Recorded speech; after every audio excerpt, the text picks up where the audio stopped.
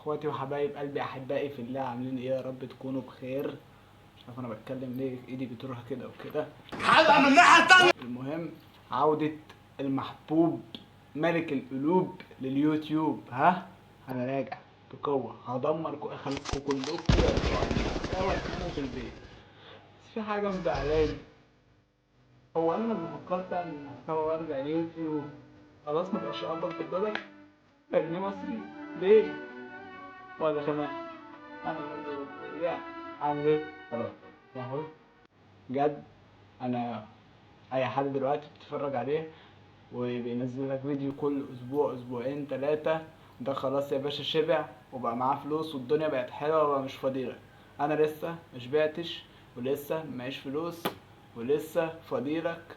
فسروني بقى للحتة دي، ان انا اشبع ويبقى معايا فلوس واتشهر وبعد كده اتنك عليكم بعد ما انزل لكم كل يوم فيديو فيديوهين ثلاثه. لا، اديكم على دماغكم واعلمكم جلد الذات بيتعمل ازاي، وانزل لكم فيديو بقى كل شهر وكل شهرين وكل 3 شهور. ما انا بقى معايا فلوس بقى.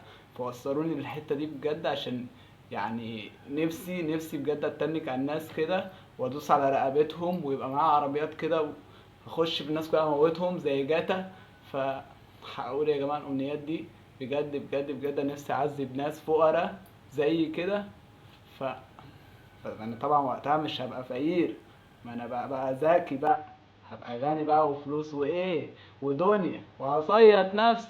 يا جماعه انا تعبان، انا محتاج دعم. هتدعمني انا ولا ايه الدنيا؟ ايه الكلام؟ فاهمني؟ فاهمني يعني؟